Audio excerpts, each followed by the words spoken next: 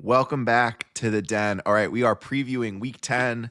It's a special Friday episode, so we will talk a little bit about last night's game, if you can call it that. Yeah, let's jump in. Evan, how are we doing? I'm doing all right. Yeah, not too bad. Enjoying a nice little break from the chaos, but after that Thursday night game, I don't even know. I don't even know how this week's going to look. It's going to go two of one ways. It's either going to be an absolute shit show and everyone's going to be upset, or we'll see some good breakouts by some players that we'll be getting into. But looking forward to it. Yeah, it's had we done our recording earlier this week, as we normally do, I would have been on the highest of highs talking about Brock Bowers. Love of my life at this point. Like, just put a ring on it. 43 points last week, putting up like 50. I'm in a couple tight end premium leagues, putting up close to 50 points there. You could tell he was excited to play. And then, so of course, once you single-handedly almost beat the Jaguars, your coach is going to completely phase you out of the game plan on Thursday Night Football. So outside, I know there's other stories outside of Brock, but let's talk a little bit about last night's action. With 10-7 Broncos, pretty atrocious football all around. Like, this is what we usually expect from Thursday Night Football, but we've been a little spoiled this year. We've actually gotten some good games, but this is truly like I don't know. I think about in college, it'd always be like the color rush, just two terrible teams on Thursday night. And that's kind of what we got despite the Broncos record here. So I guess if you had Ashton Genty, you're probably happy that he cleared 15. Any Troy Franklin people out there are happy that he gets a touchdown. But, Bo Nix, just a dreadful performance, throwing 2 interceptions on 2 balls that he really just chucks up and prays. Just really bad throws. Not much better on the other side. Geno looks terrible. Gets hurt at the end because he tried to scramble instead of throwing it to Brock Bowers on an outlet. So you kind of just, I don't know, what goes around comes around there. So, Evan, what were your takeaways last night? Is there anything positive? Because this might be one of the worst football games I've watched, and I'm not saying that like as a hyperbole. Just within recent memory, I can't think of something that's been this disappointing. No, yeah, I 100% agree. Like, I'll say it again, like I said before, but it just felt reminiscent of like a high school football game. Like, the way the play calling went didn't favor any of the play that you would have expected, and the QBs didn't even play to the scheme. Like, you would think with Jacoby Myers leaving, that it surefire opens up Brock Bowers as like the clear number one target on the team, without a doubt. Even off of like last week, you would still think he was in single man coverage for majority of the game, if not the entire game. And he should still be the number one look every single time. Like, he was open on more than 70% of the looks if you go back and you rewatch that game. So it was just tough. Like, there was really nothing great to pull out of it. I think the best, at least points advantage, at least, I think Broncos had the most points on the night, at least with I think it was 16 points for Broncos defense in comparison to like Troy Franklin, who absolutely like just scavenged out some points on that touchdown. I think he said 14. And yeah, just all around, just really disappointing. Like, that's like, I think we mentioned it over text, but that's a game that I would have expected out of Bo Nix, out of like his first year when they're still trying to figure it out, versus, he's had more than half, like, we're already halfway through the season. You would think that he would have at least some time to get accustomed to like the playing scheme and go against a really poor Vegas defense. But I don't know, enough of my rambling. It just felt like overall just very disappointing. And this is really an easy one to be an armchair coach for, because I know that obviously anyone who's coaching in the NFL has a very deep knowledge of the game, and they probably, I don't know, I always just assume positive intent. They know things that we don't. But even on the Broncos side, they're running the ball so effectively with J.K. Dobbins. We know this Raiders defense is very prone to getting beat up on the ground, despite some like solid defensive line play. Certainly still a weakness of theirs. But then, you have a 3rd and 1 instead of just giving it to Dobbins or Harvey, right? We're doing trick plays to Cortland Sutton to get him throw a down the field pass, and he gets hit behind the line of scrimmage. Like, exactly like what you said. It's just, there was nothing logical about the game plans by either team here. It was it was like the big galaxy brain type of football here, where it's just like we're doing things that don't work because what works is so obvious. Run the ball on the Raiders and throw the ball to Brock Bowers on the Broncos. That's it. It's like the easiest game plan ever. And granted, I know the Raiders are missing. I think I know someone went down on their line, and they were missing 3 starters at one point in this game on that offensive line, which wasn't good to begin with. But there's really just no excuse here. I mean, they tried to get Bowers in on the jet sweep. He gets -4 yards and just doesn't get a manufactured touch the rest of the game. And that was in the early second quarter. So lowest of his career, 1 catch. So just a bummer. But Yeah. I'm loving the sleeper tweets where it's like Brock Bowers over the last 2 games, and then they're just showing his stats, which is essentially all of last week. And they're like, wow, he's just on a tear right now. You never know, right? Yeah. Yeah, to your point too, like I don't know why we're trying to trick a 2-7 Vegas team. Like there's no reason. Like they know their game scheme. Like just go with it. It's worked the entire year, especially against like formidable opponents too, like ones that you wouldn't think the Broncos could be favored on. All right. So. Well, hopefully we'll get some better games this weekend. And maybe we'll start here with the Falcons visiting the Super Bowl contending Colts here. Yeah, on a Germany game too. I know. Early. Wake up early, 9:30 a.m. Yep. So that roster early. Kind of like Thursday night games. The 9:30 games also never really go as expected. I don't know. There's always some like, it seems like in the international games, there's just one player who goes off in every game. Mm-hmm. And the last one we had, it was Travis Hunter, just completely going nuclear. Wishing him a good recovery. So what do we think happens here? I mean, Drake London just absolutely like went off last week. The running game for the Falcons is struggling a little bit, despite Bijan. And the Colts now are bolstering their defense. They trade for Sauce Gardner in a pretty blockbuster trade. But Falcons defense also plays pretty well too. So are they going to be able to slow down Daniel Jones? What are you predicting in this one? Yeah, I was going to say the Falcons D actually looks really sharp. And I could see a world where we come into a little bit closer of a game because essentially you have, an away game for both teams. No one's really feeling up to par. Everyone's kind of traveling. You're still kind of getting used to the time zone changes. But no, I just think they need to, and maybe I'm a little biased because I'm a Bijan owner, but I would like to see a little bit more utilization out of Bijan in this game. I think they're going to need to rely on it because I do see a world where they do hold Drake London in a good portion of the game. But they need to stay on the field. Atlanta has to. If they're not able to, get any kind of movement offensively, like this game's going to get away from them real quick with how well Indianapolis has been playing. Like JT out of his mind, it's everyone across the board, like Pittman, people that you wouldn't necessarily have predicted to at least like have this kind of ceiling as of right now. They're kind of showing through. So really the ball's kind of in Atlanta's field of like, if they can kind of play to Indianapolis, especially with like, both teams kind of being in an unfamiliar circumstance, at least with this away game, it's kind of just in their court. I could see it going both ways. But, this is going to need to be a big game by Bijan if they can really lock down Drake London.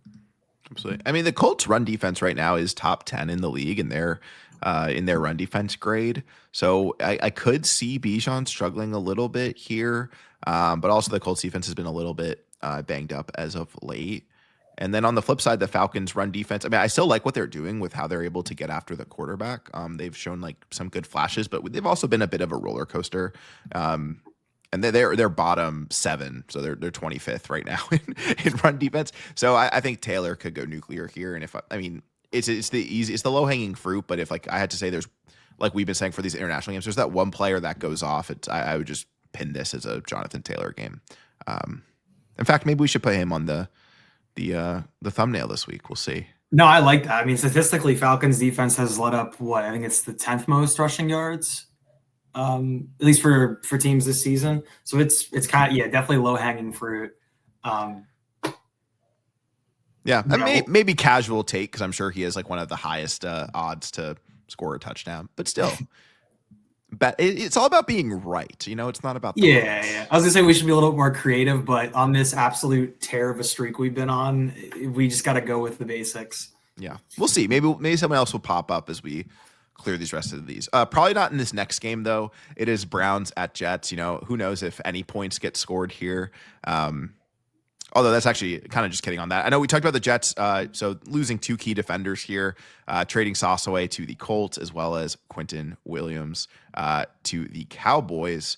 And that should really open up things in the run game between the tackles for Quinshon Judkins, who I think could have a very, very good like week winning type of game here.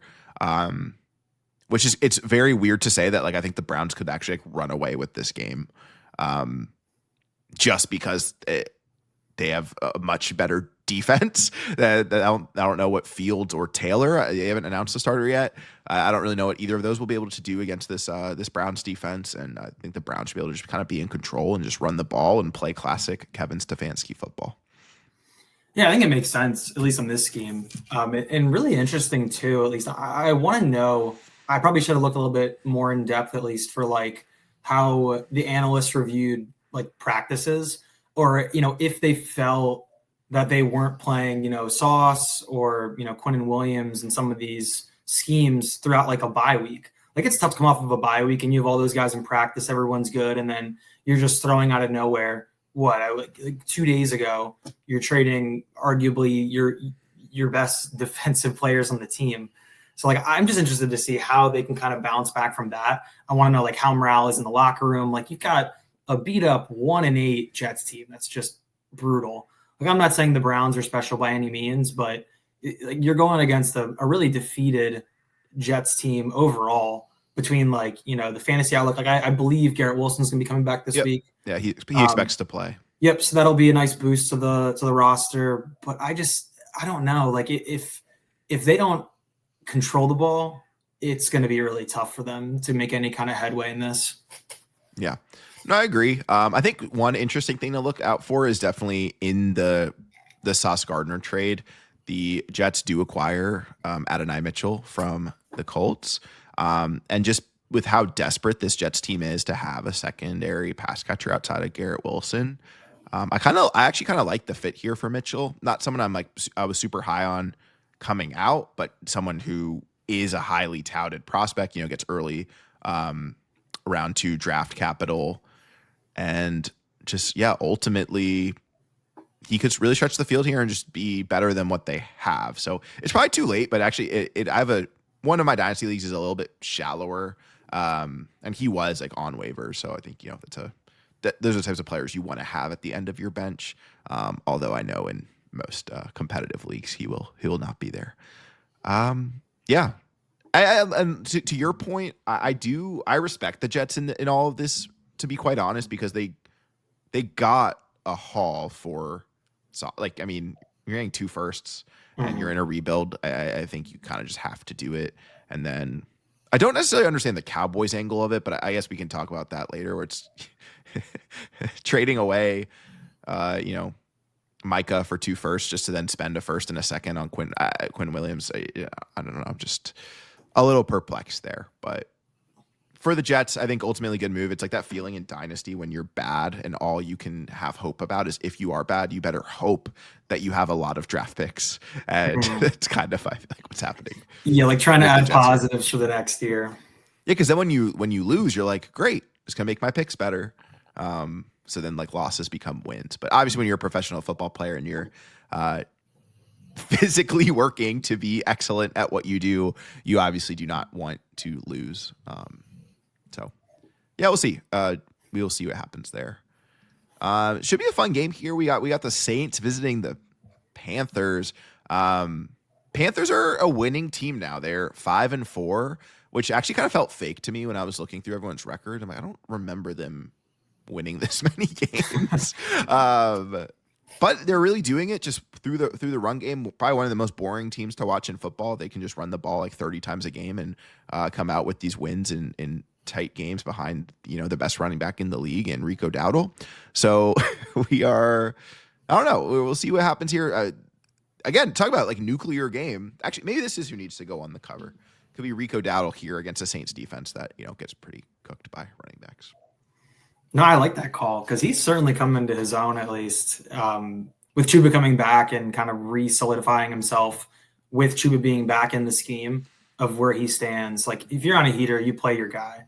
Like it just makes sense here. But I'm excited for this game. With Rashid Shaheed leaving, I know Devon Vele should get some more touches at least in fitting into the scheme. Chris Olave is going to have his targets. I think he's the second most targeted receiver in the league. I want to say behind Jamar Chase, of course. But outside of that, I think there's going to be a lot of good play calling. I would hope to put Chris Olave in a scheme to succeed for this game. I think the Panthers did a pretty decent job, at least this year, trying to contain. But with the volume that Chris Olave is going to demand, I could see it getting away from them, and the Saints kind of putting up a decent fight against this. I believe Panthers are favored in this game, but at least hoping to see Tech kind of find his way in this. I don't really see how they could contain that. I think he's been doing pretty reasonable, and I think this could be a nice breakout game for him here. No, I like that take. Yeah, because he's been, I think, good real life player, hasn't really hit the stride for fantasy that we would have expected. And it can take time to develop players, so I wouldn't necessarily go say like he's this bust. I think he's doing what they need him to do. But it is a bit surprising. Just the overall volume that he's getting is not what I would have expected on this specific team. This will be Tyler Shuck's second career start here. I don't know if you had a chance to watch much of the tape from last week. Now I watched what I could. It was not really pretty. I love the volume for Olave. However, we got to get some catchable balls to him. And most of what he's getting is like at or around the line of scrimmage. So it's not like even it could be a tough matchup here with the Panthers corners, but it like won't really matter because they're just forcing him the ball. But yeah, I just don't know the direction this team's going. I don't necessarily understand the strategy either of spending such a high second pick on Tyler Shuck when you kind of just know that you're going to draft someone next year. I don't know. It just feels like a really wasted pick, in my opinion. There's not really much he could do to prove to me that he's the guy. I mean, they're going to be picking in the certainly in the top 5 in a class with some interesting QB prospects. So I don't know. How you feel about Shuck? I don't know. I think at least based on like how well the Panthers pass rushes, I think you could see a game where he kind of has more time in the pocket. He can kind of establish himself a little bit more and make a little bit more of those throws that we would expect. But it really just comes down to like how well he can execute. Like if he's not in it for the day, it's going to go south real fast. Yeah, I mean, Alvin Kamara just sorry, I can't think of like words to say for him. I know he's the franchise running back, but you sometimes forget about him. He's not playable in fantasy. It's unfortunate, and he would have benefited so well from a trade. Yeah, I don't know why. It sounds like he was the one that didn't want that. It wasn't. Yeah, he put his foot down and he did not want to leave. Yeah, which I respect. I do, but yeah, for all of our fantasy managers, I don't respect it. Yeah, it's just tough. I don't know. We got to see him get more involved because I don't necessarily think he's complete toast. I mean, maybe as a runner, but this is one of the best, like the most prolific receiving backs of all time. So it's just, why is he not involved in the passing game? That's where it just makes no sense for me. Kind of like with CMC, who obviously much different ceiling than Kamara, but like it's kind of the same thing where he's struggled on the ground this year, but it just doesn't matter because he's so good as a receiving threat. I thought Kamara would be a bit closer to like 60 to 70% of like what McCaffrey is able to do. I don't know, but especially like the draft capital most people spent on him, I would be mad.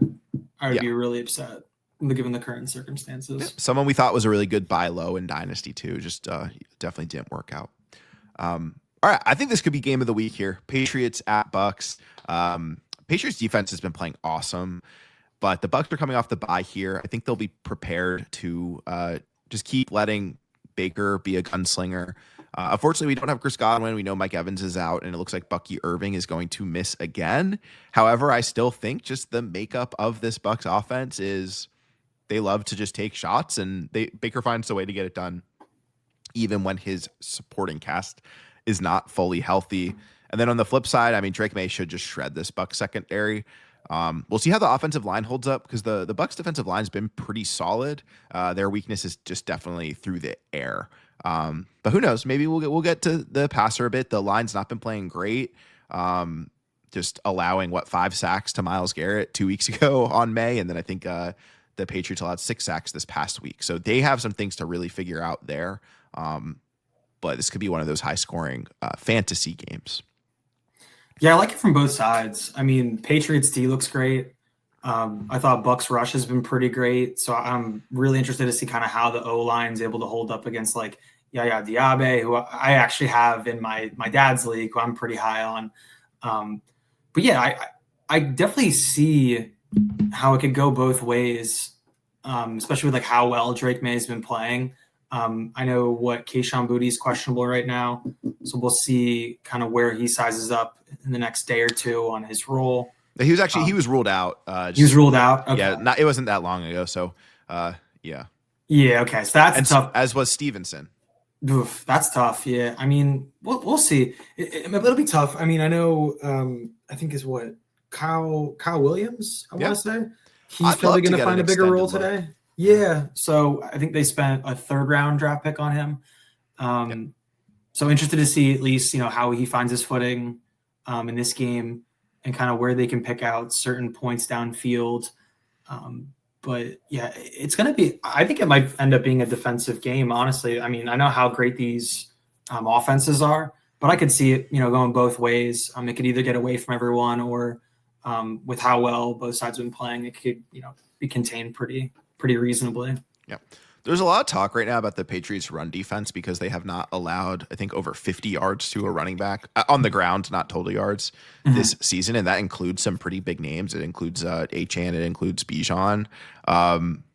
However, I'm a big fan of like when there's streaks like that everyone's talking about, it's going to like, I don't know. That's when it gets jinxed and like some random player like breaks it. So we have Rachaad White most likely in a workhorse role here for the Bucs.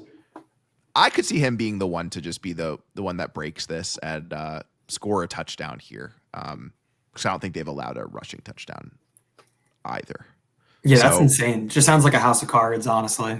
And like Rachaad White just seems like, I like Rachaad White. I'm not trying to be a hater here.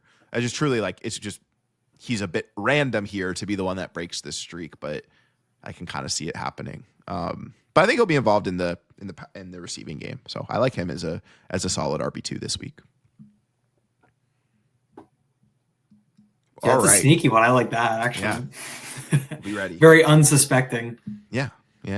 He's had some good games and without Bucky, and then also has slowed down a bit. We'll see. Actually, it'll be Sean Tucker that scores because they like using him on the goal line. All right.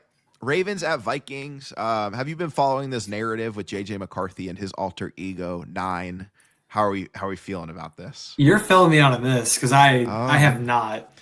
Oh, he's just saying that, on game day he's a different person. It's 9. It's not JJ. So 9 is the version of him that comes out and passes for 140 yards. So here we go. I'm kind of in on JJ McCarthy. What a fun upset last week. I did have a good gut feeling on that. I think we were talking about that on the show. Is like it's return for him. It was the return to the state of Michigan. I felt like there would be some feelings and emotions there, and kind of seems like that's what happened.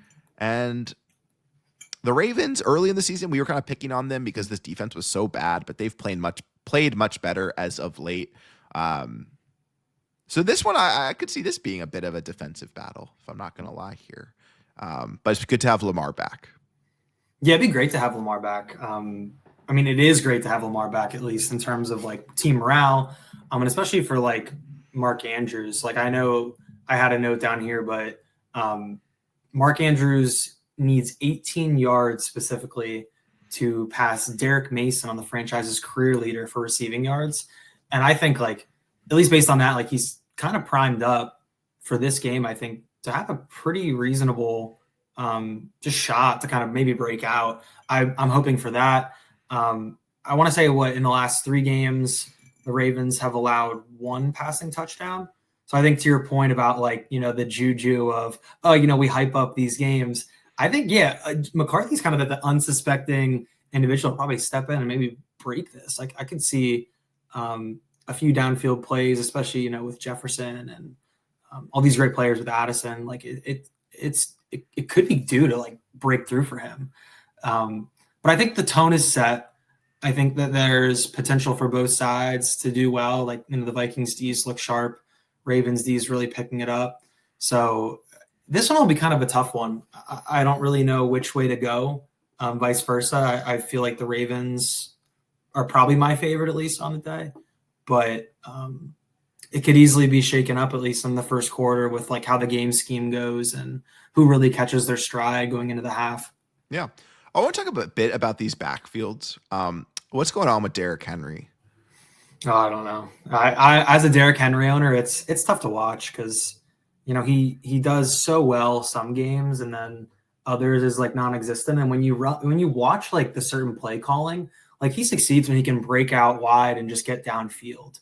But there have been so many opportunities where like that line hasn't really opened up a good pathway for him to get through, and it'll be on like super routine downs, like second or third, and like just play calls that they know well.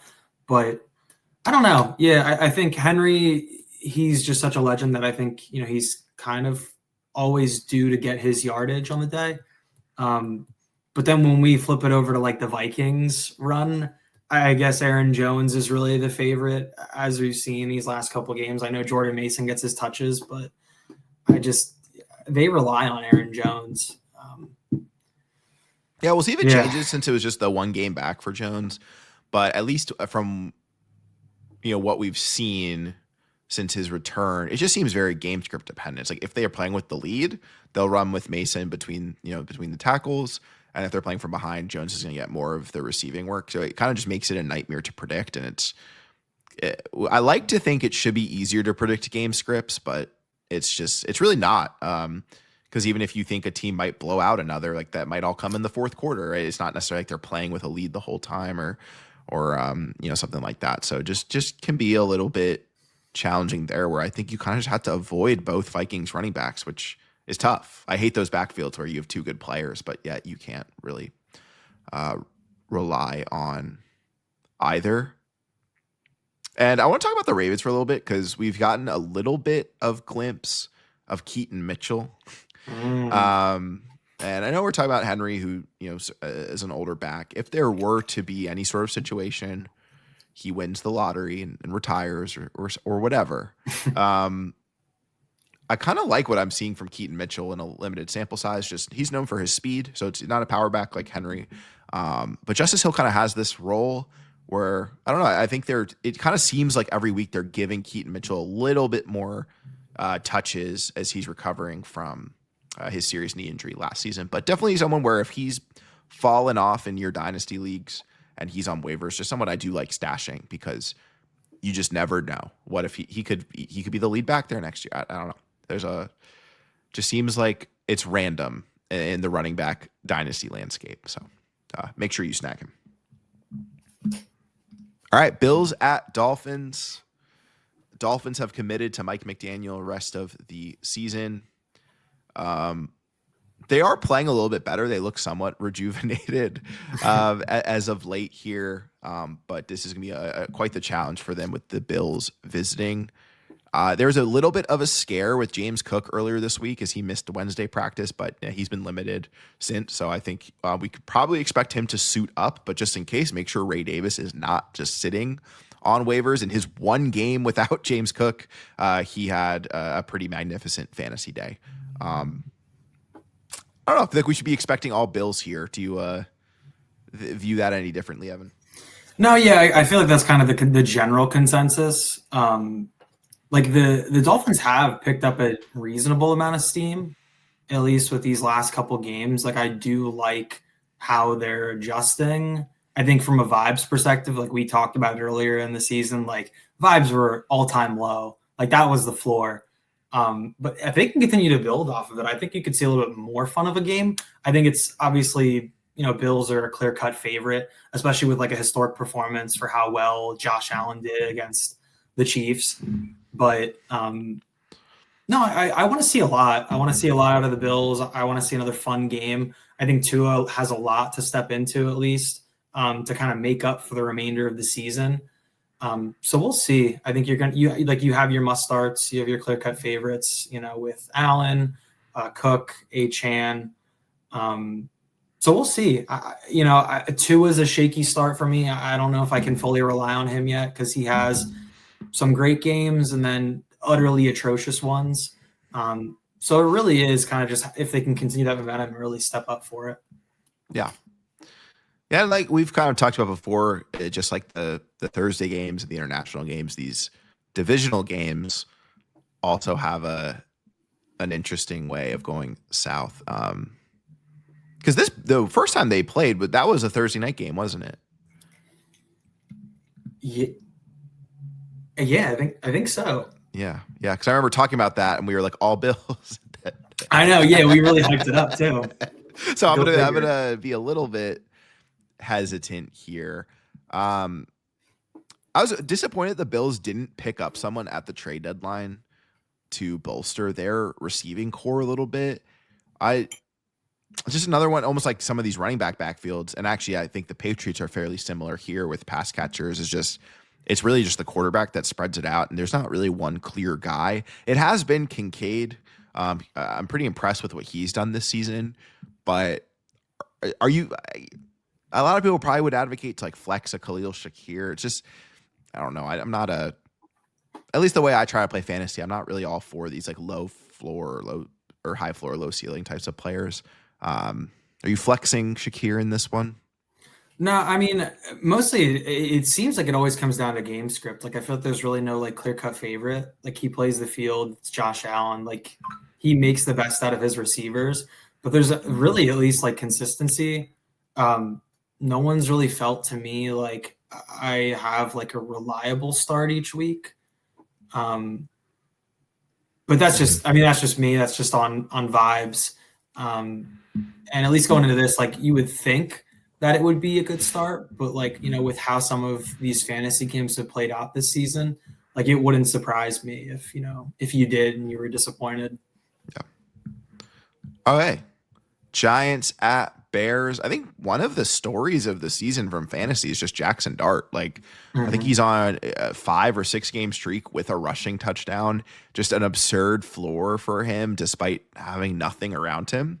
And the Bears all season have been a fairly favorable defense to every team they've played except the Cowboys for whatever reason, because of course. And last week we had Kyle Monangai like with just an absolute monster of a game against the Bengals. They have such a fun shootout there. Colston Loveland, of course, as you've all seen, getting the game-winning touchdown here. But there seems to be a lot of fun vibes in this game overall. Like I know without Scattaboo, but we still have all the Dart madness in New York. And on the Bear side, we're seeing these young guys get more involved.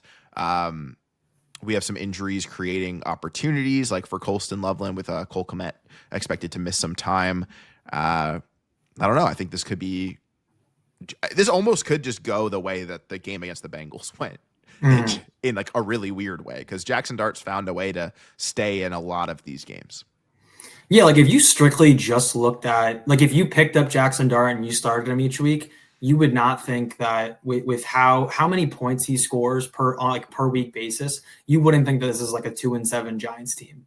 You like this is like this matchup here with like I would say how shaky the Bears D's been. You could see this like honestly being a pretty fun game for both sides. Like I'm interested to see is Swift back this week? He is, yeah. He was practicing. So okay, so I'll be interested to see if they limit his snaps, and you could still see a good amount of like Monangai touches. I'm interested to know like if they're still going to kind of crutch on Monangai and kind of use him as the main back for a lot of these downs, especially given Swift coming back into like his full workload role. But we'll see. I don't get how Odunze has 0 receptions and just nothing as of last week. Like, I think it makes sense where he's kind of primed to come back in and just like have, I would argue, probably a pretty monstrous game if like they can kind of come away with this for the Bears side.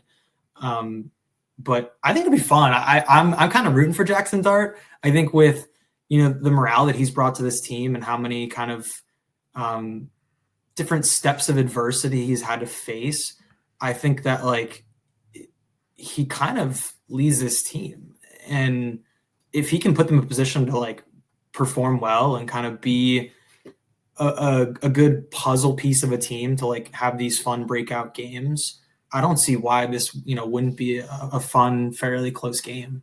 Yeah, no, I'd fire up Jackson Dart even in like a 1 QB redraft league. I think he's certainly top 12 in this game. And then I think everyone else on the Giants is like a very desperate flex. I'm not really trusting Tracy or Singletary, who split the work more than I thought they would last week. I actually thought Tracy would potentially give us some fantasy juice, but that just did not happen.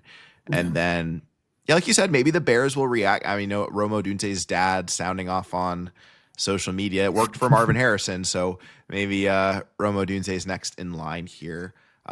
Would you agree with me? I think Jackson Dart probably, from what we've seen so far, and I don't even really feel like this is recency bias, I think he clearly should have been the number 1 overall pick in this last NFL draft. Yeah, I mean, if you're looking at the QB class, like without a doubt. And I'm surprised that at least with like how NFL scouting is nowadays, that there really wasn't. I mean, maybe it's just the scheme, but like if you're looking at these games, like it's been so chaotic where I think it comes down to like the actual like natural talent and the ability to like rise above certain like play calling with like how the Giants have kind of faced everything. But honestly, a really shocking surprise. Like I don't know how he wasn't picked up for other teams. Like I'm interested to know like if he would have gone to say like the Vikings or something with an absolutely clear-cut favorited wide receiver group and that core, like what the difference of like what his potential outcome could be versus like being stuck on an absolute dog water Giants team. Yeah. I mean, I think the Saints is the one that where it probably is like, how did he make it past them at, I think they had like the 10th pick. All right. So I want you to rank these guys for me. And all right, I want to just take these last 2 quarterback classes. Okay. So we got the 2024 class with Caleb, Jaden, Drake May, Michael Penix, Bo Nix, JJ McCarthy. So 6 names there. And then let's throw in Cam Ward and Jackson Dart. So we got 8 names. And I'm thinking like career-wise. So I'm thinking like dynasty angle. So not even necessarily NFL success. This is like the combination of obviously NFL. You need NFL success to be a long-term starter in fantasy. So I guess I'll make it less complicated. Just like rest of career, rank those quarterbacks. So rest of career, I would I think Drake May, at least as of right now, and like I think he's like my clear-cut favorite. Let's go. I would put. Oh, sorry, what were you saying? Oh, I agree. I'm with you. Yeah. So I have Drake May. I would say Jaden Daniels. I have him as my second. I want to put Jackson Dart as my third, at least in terms of like his potential to succeed on if they can build around this brutal Giants team right now. Like if they can get the right pieces, that could easily change. Just imagine with the healthy neighbors. Oh my God, it'd be so fun. It would be insane. And then the rest, like Cam Ward's really low for me. I mean, I feel bad that he's kind of placed on this brutal Titans team. But it's just like, I don't know, like even with like having Calvin Ridley, who's an absolute vet, like I think Ward's done well of like putting it on the numbers, but like maybe it's just, his team failing him. I'm not too positive, but everyone else below it kind of just falls in that systemic like scramble of I don't really know where I would place them. They just don't really have enough of a sample size of like positive games where I could really give them anything beneficial. So I don't know if you intentionally missed him. This could have been intentional. So you're saying Dart over Caleb? Yeah. I guess I would have Caleb as my fourth because I mean, this is like a great starting season for him, but where, we would have had him at least with how high we were on him last year. I think he really still needs to prove himself for this next couple, probably I would say like a 3 to 5 year sample size. Yeah. No, I think I agree. Yeah, I think my ranking. This is kind of scary. I think right now, yeah, I think May. Um, I almost want to like do it in tiers, but that feels like cheating. Yeah. It might be a little bit of a cop. Maybe I should have done tiers just to save some Fine, I face. won't cheat But then. Okay, I'll go May, and then I will go Jaden, and then I will go. I think I'll still go. See, like Caleb Dart to me is like a tier, which I still feel like is like a hot take to like put those two together. But you're mhm. right. I think you could flip him. I'll personally I'll go Caleb ahead of Dart.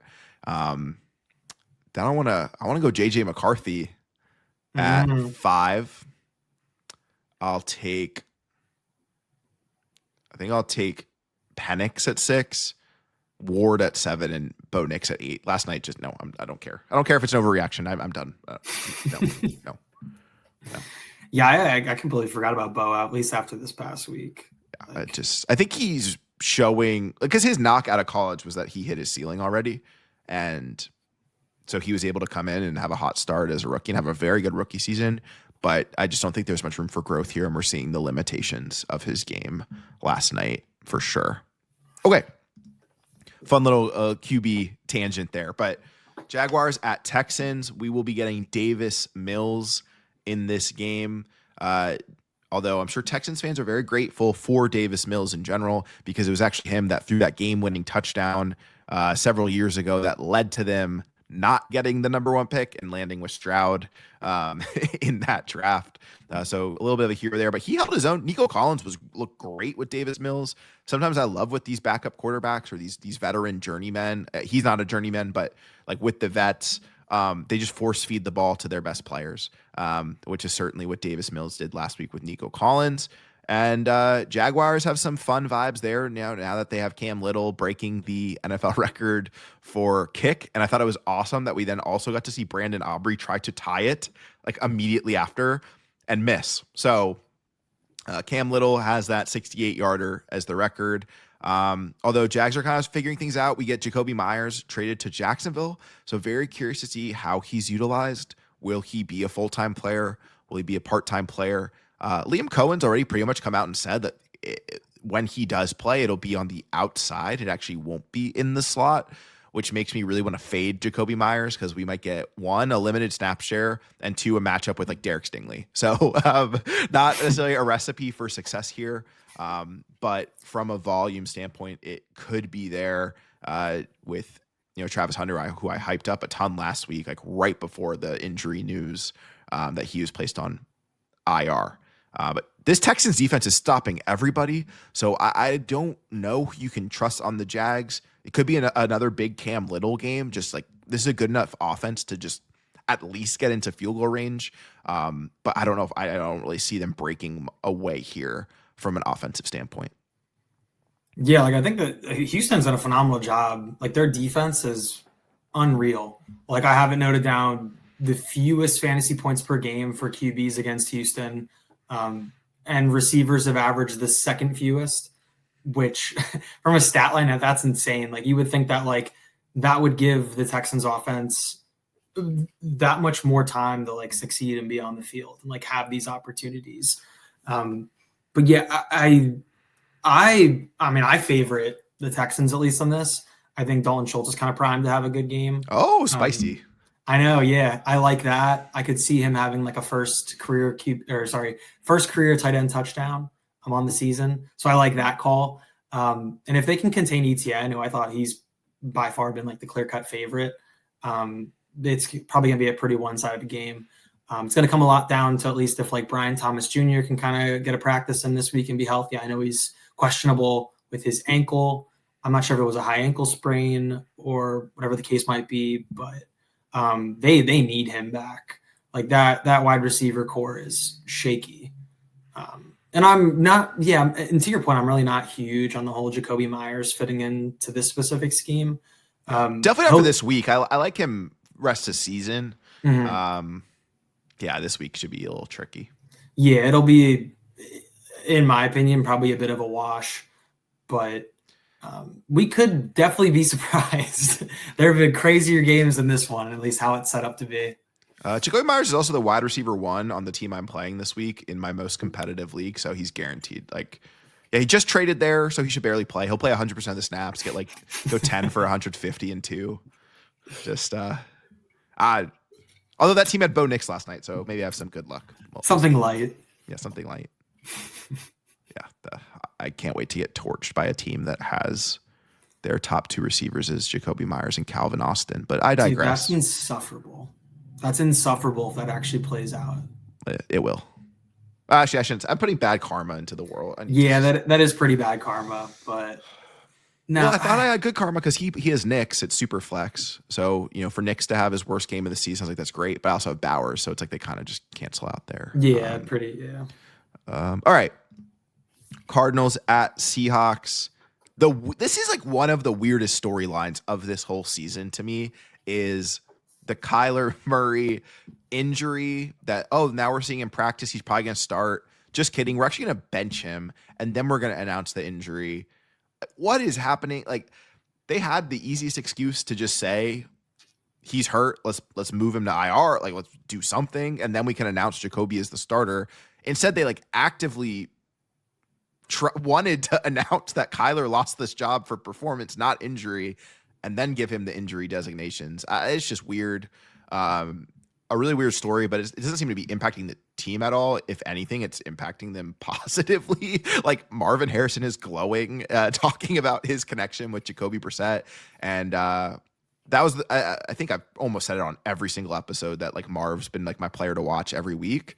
And I think I had said, if he needs to look good against the Cowboys because everyone has, and he certainly looked the part. So I'm actually really excited about his upside in a Jacoby Brissett-led offense, along with Trey McBride, which just feels like a crazy thing to say.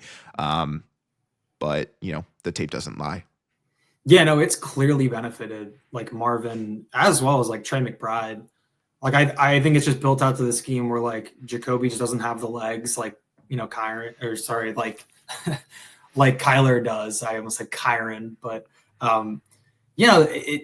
the reliance on the throw has been great, especially like, with that very uncertain running back scheme that they have, like with, Bam Knight not being able to make any kind of traction. That was pretty disappointing.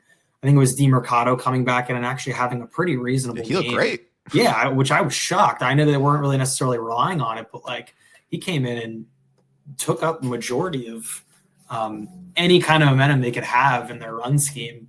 But I think it'll probably really rely on like how well they can do in these like 2 to 3rd down situations and like where they can put themselves for the Cardinals. Because Seattle's just consistently on the day, just done so well in majority of it. Like JSN, unreal the whole season. Like there's like no questioning it. Sam Darnold, an absolute like has been like running this entire offense in a way where like I never would have predicted it coming off of like a Vikings team. Like I thought it was going to be like, oh yeah, he'll be mediocre at best, but like is clearly leading this team. Seattle run game, frustrating. It's like want to pull my hair out. Don't even feel like Kenneth Walker's a clear-cut start every single week, given that split.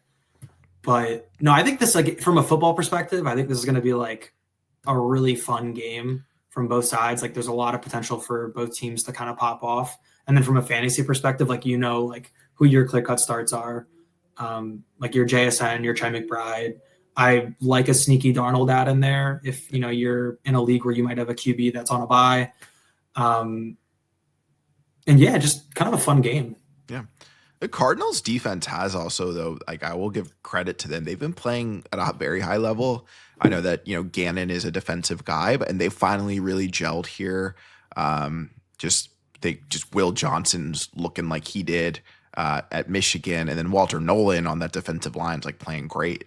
They're rookie. So they've hit on a couple draft picks, and yeah, this defense is really balling out, and so is the Seahawks defense. So I'm with you. It's like, again, because it's an NFC West clash, it's like, is this going? I could see it being a defensive game, or I could just see it being, these two defensive teams, somehow it turns into a really high scoring game.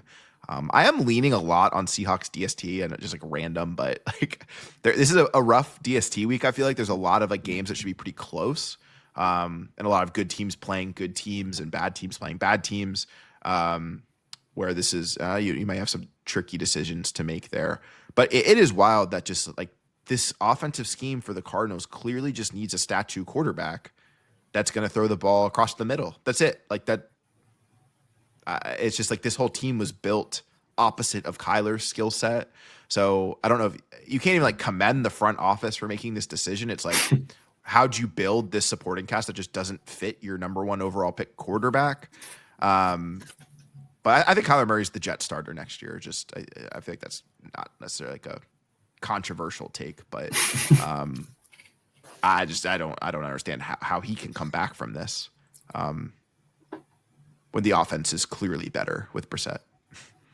Yeah, which like that, like it's almost like the front office needed to see enough games of it just not working for them to finally realize like, oh hey, let's get a guy that kind of just sits a little bit more and is more willing to like put himself in situations where he has to throw the ball. Mm-hmm. Like you have the talent, it's there, but just like how you use it is like everything. And like as we've seen with, the way that Kyler just relies on his legs, like it's just it's got to work now for them. Like they have to use it.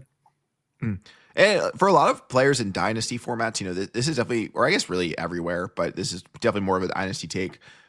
Is you're trying to stash depth at this point if you're a playoff team, and like as you mentioned, DeMarcado, I've seen him added and dropped in a bunch of leagues. Like this is the perfect type of depth piece that you have, where you're obviously not trying to start him right now, but when you enter the playoffs, and I experienced this last year where I had a really healthy running back room, and then they all got hurt in like week 13. Like, this is tough. And then like the kind of DeMarcados of the world are the kinds of guys that can just have that high upside game where maybe you were desperate and had to start them. So those are types of guys I just want on my roster as I'm prepping for playoff runs with a deeper bench. Sorry, I have to bring up Marv again.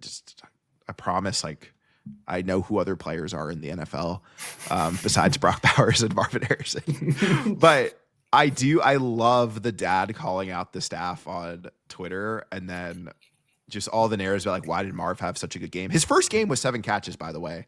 And he was smiling. He's just beaming ear to ear, talking about how he was made aware that the game plan would revolve around him. And I see a lot of people commenting on that saying, like, how sad is it that your number 4 overall pick is excited to be a centerpiece of the offense? What does that say? It says that he has not been told that until week 9 of his second season. Like, what are we doing? What are we doing? So he needs to be getting 10 targets a game. I've seen enough. Like, he's good. I'm all in on Marv being like a very good player, and it might be like next year where we get the really elite fantasy season in year 3. But very happy with him as a wide receiver 2, kind of like rest of the way with Brissett. All right. This is one game I think probably will be a blowout here. Lions at Commanders. Commanders just dealing with brutal luck. Jaden Daniels, although some optimism that at least that he doesn't require surgery on his dislocated elbow, and he's not placed on IR yet. He's, of course, missing this one. And this defense just got, I mean, Sam Darnold's very good, and he's playing high-level ball. But, I mean, I'm surprised he didn't break the NFL record for touchdown passes in a game. He was on pace for it at halftime with his 4 touchdown passes. I was hoping they just let him sling it, get him to 8, and break that record, but unfortunately did not get that. And the Lions offense, I feel like, has quietly really been humming along here. So I think we'll have big Gibbs games, big Amon-Ra games.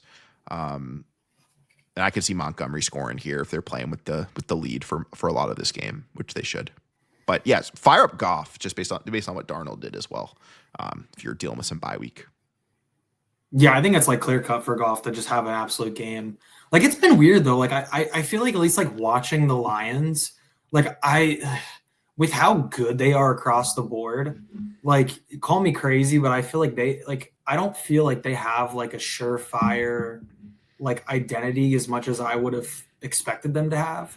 Like, you never know when the run game's going to go crazy, when it's going to be more of like a pass heavy game.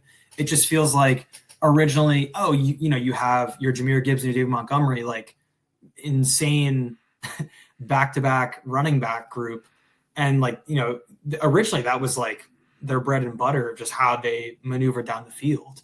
And like, obviously like that, nothing against like Amon-Ra St. Brown, but that's just like kind of how the offense kind of ran through with, picking up these, fourth and downs, like for majority of the situations for how these Lions have played. And like this season, like I just like can't get a good, like good read on like where they really want to rely. I just feel like they've got so many pieces on their chessboard where like they can just make so many impactful, plays across the board. So it's almost like they have like such talent where like I personally feel like they're not really using it to like the full potential. And maybe that's like a little bit biased, at least if like, I pulled Amon-Ra as like a first pick or Jahmyr Gibbs. And it's like, some games I'm not really seeing a fraction of what I would have expected on a game to game basis. But no, I think this is like a primed up game for at least for them to kind of go insane across the board. Yeah. Like the Commanders it's tough. Like they're beat up. Like I know they have a few pieces, at least on defense, that, have had some injuries. So, especially including like offense, like to your point, Jaden Daniels, that's a big hit. Like I even picked him up in my dad's league on an insane individual that dropped him, but found myself going right back into dropping Jaden to pick back up Jackson Dart. So it's like, just, it'll be shaky, but we'll see what what Mariota can kind of do, at least with a disheveled Washington offense. Yeah, they just really don't have a lot going for them. I mean, their run game is really struggling too. Terry McLaurin coming back and then just getting hurt again. I mean, I don't even know who you can really start with confidence. I mean, the Bill hype was fun while it lasted, so hopefully the dynasty owners that got offers for like first round picks for him took those, because it's not really looking like he's really that much of a threat, like we may have thought. And yeah, I don't even know if like, am I even trusting Zach Ertz? Maybe that's like the only piece that's startable for Washington, and even that's a little bit shaky. So yeah, it probably is a get right game for the Lions. And I'm with you. Like they haven't really been showing as much, and I don't even know. I mean, obviously Ben Johnson's gone, but I mean, early on in the season, Dan Campbell was showing us that he still had plenty of tricks up his sleeve. That it wasn't all Ben Johnson. And I wonder if they're just intentionally showing less. I don't know. I think it must be nice for them to know that they're a playoff team and they can kind of save some of this stuff for when they need it. Yeah. I think JCM's been kind of disappointing, at least as of like this middle to late season, like especially with like how efficient he was in that beginning of the year. Like I don't know if it's just like they're not as freed up, and then when there are instances where they have to run the ball, it's kind of just like expected, and the defenses are able to collapse in on him. I can't really make anything of it. I don't know how you feel about it, but the way I feel about it is I'm benching him. Like there's just no. I saw someone tweeting about, they were basically just calling him like an industry plant because all the apps still project him for like 13, or 10 to 13 points. Right? It's just like he's been getting 2 points a game. Like what are we doing? Like he's not. Yeah, maybe he has a role where you expect more, but this offense is just bad right now, and they can't run the ball at all. So it just doesn't. And he's not using the passing game, so I just don't understand. I feel bad for people that thought they had like a clear-cut RB2 with him. That's just not working. All right, get another NFC West clash, which should be fun. We get the Rams at the 49ers. They said they're going to evaluate Brock Purdy at the end of this week to see if they think he can suit up. But they've also been saying that for the last month, and it's been Mac Jones. I think it's going to continue to be Mac Jones, although now the news stories coming out about Brock Purdy, it's like the injury is like much worse than we were made aware of. Shocker. Kyle Shanahan not being fully honest about injuries. And it basically says that Purdy's toe will not heal this year. So I don't really know what to make of that.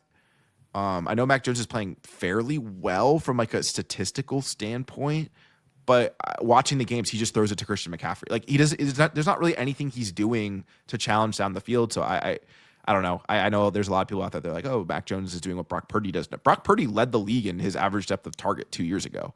Like he isn't a check down merchant. I hate that narrative so much. Like he actually will challenge the ball, or he will challenge down the field. And I think this offense kind of needs him, despite the fact that they've been winning. And just in a battle like this, I think you want your quarterback that gives you the better chance to win. I think that's Brock Purdy. No, 1,000%. Yeah. It's tough to at least to see them now. I mean, like the only salvageable play, at least with the Niners, has just been Christian McCaffrey. Like on the stat line for this year, has at 100 scrimmage yards in 8 of his 9 games this season. Like going absolutely ballistic on a healthy CMC, like insane. Like that's probably one of the only like salvageable points, at least as of like I would probably argue at least like half the season. But like just showing that like he's like that guy. He's like the clear cut man to like absolutely make this entire year not a bust, at least from like a fantasy perspective. So I want to say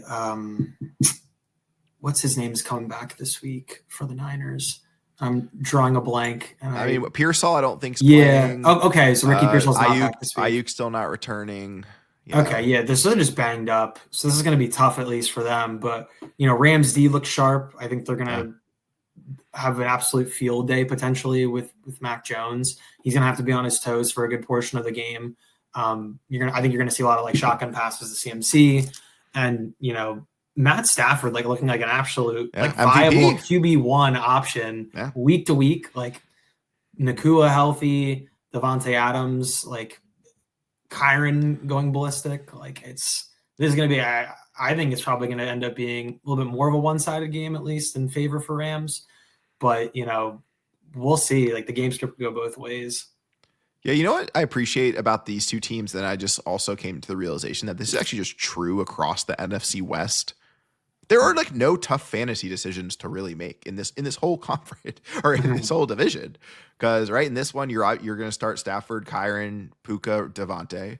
On the Niners side, you're going to start CMC and Kittle. Although I'm sure you're hoping for a little bit more there.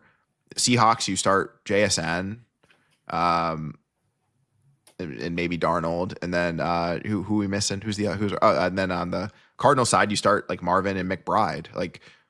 It's so nice that these coaches just love us fantasy players. And hey, a lot of these coaches are considered the best in the league. So maybe there's some correlation there, is that when you do what works for fantasy, it also wins NFL games. Yeah, I don't know. I want this Niners offense to elevate to the next level. Like I miss having George Kittle be George Kittle. And I just really hope we get to see that connection with Purdy soon.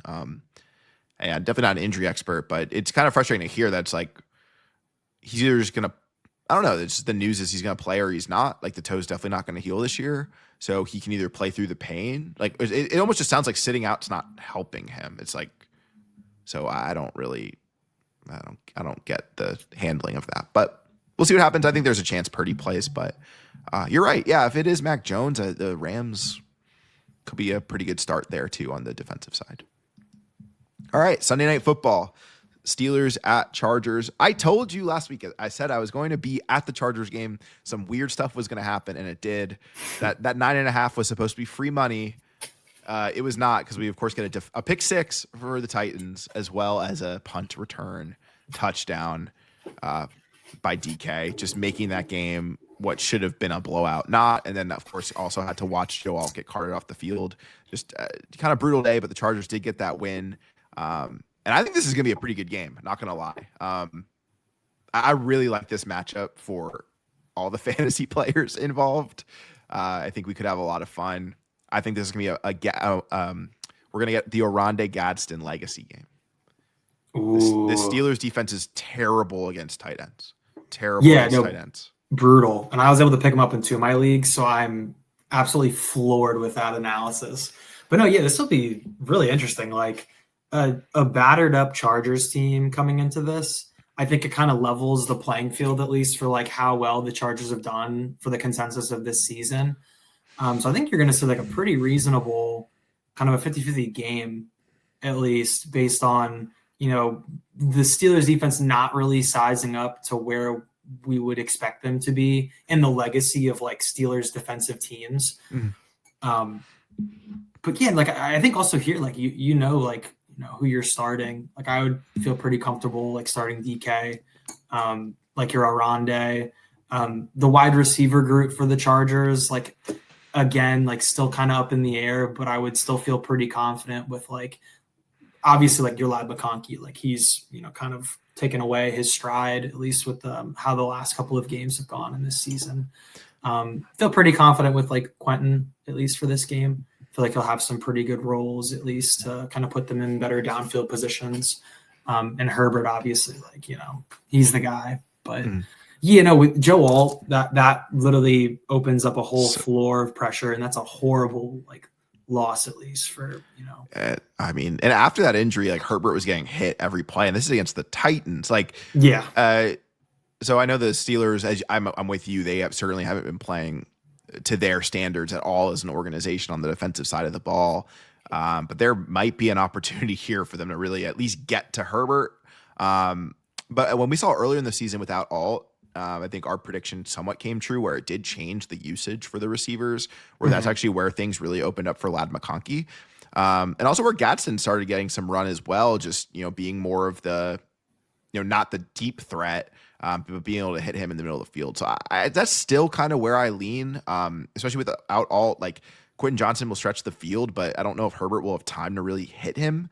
So I think we'll kind of continue to actually see it just be Lad, Gadsden, Keenan as like the primary three here. And while Kamani Vidal was like really fun for a couple of weeks, just with this line being banged up there, I don't expect them to be able to run the ball very much at all. So sadly, those waiver pickups that were looking like hits for you, I think they need to go back to your bench if you're counting on this Chargers run game. But I want to talk about like Jaylen Warren. What a story for this year. Like kind of out of nowhere. Really, I was a Caleb Johnson guy in the draft, and that's looking like a pretty egregious stance to have had preseason. That's a wash. One of my more disappointing washes, at least, because he was one that I did pick up and had him as like a third RB stash, just to kind of fit in and see if he would find his footing in what, is such a reliant rundown offense. But no, it is kind of crazy to kind of see how DK kind of fit into this, at least going on throughout the year. Like he's actually proven to be a pretty reliable flex option for a good majority of the games. And kind of demanded a really reasonable target share. Yeah. I think he's still somewhat too boomer bust for me. Right.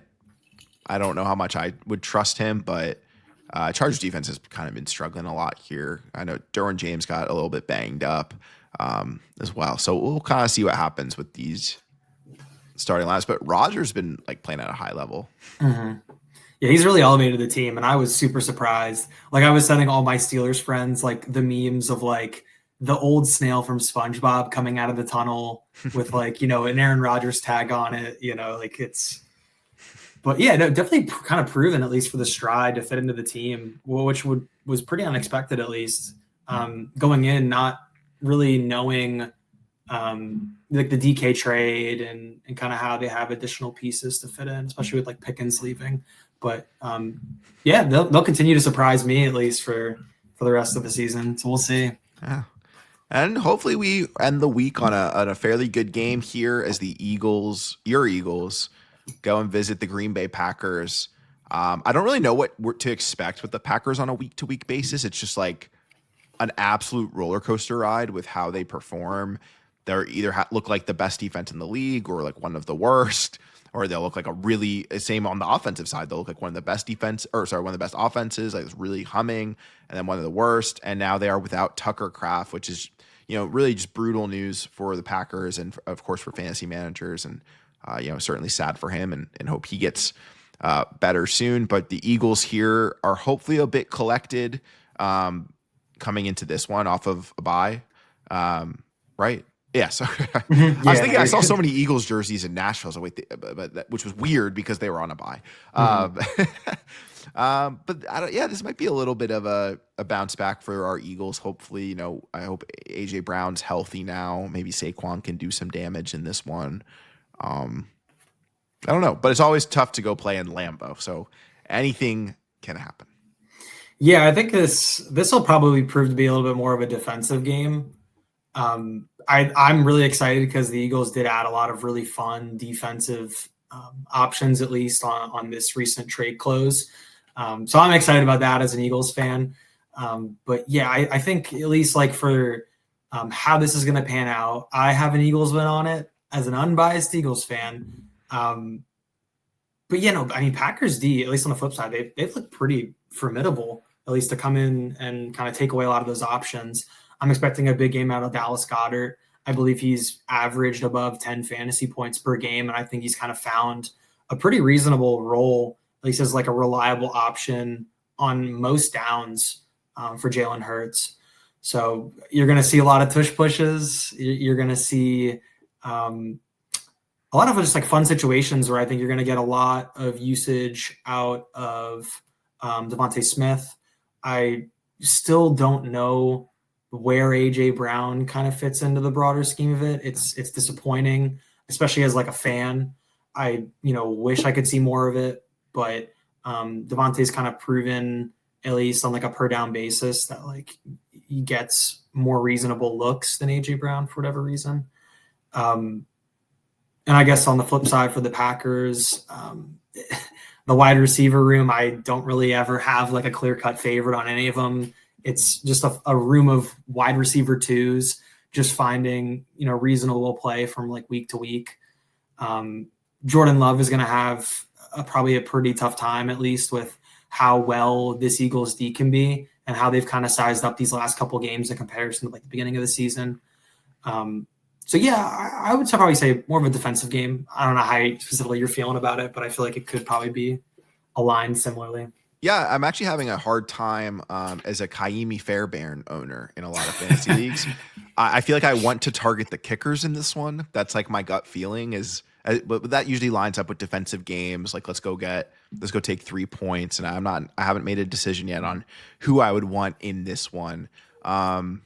But yeah, no, I'm with you. I think the Eagles win this one for sure. I just think they're a better team as from what we've seen, and just trust them a bit more even on the road here. On the Packers side, I talk about the receivers. I really like Christian Watson and what we've seen from him in his return. Especially now that he's back. Like he's not fully up to speed yet, but like he's looking really good. Like he is looking kind of like the wide receiver one there. And I think we'll get a little bit more clarity with Tucker Kraft out. I know there's a lot of people targeting Luke Musgrave from their waivers.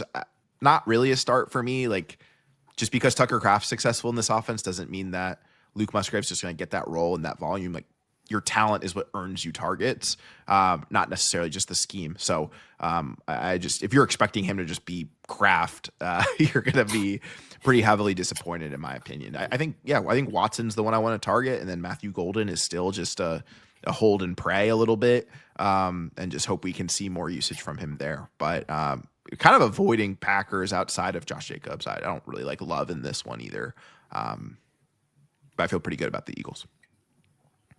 Love to hear that. Yeah. Or do you? Just ending this on a jinx. So no, there's no jinx. It's all good vibes. I love it. I'm looking forward to this game. All right. Well, got a good week of football. Hope it ends up being a lot better than last night's game. And hope you're having some good luck pushing for the playoffs here down the stretch in your fantasy seasons. So thanks for joining us, and we will see you in the next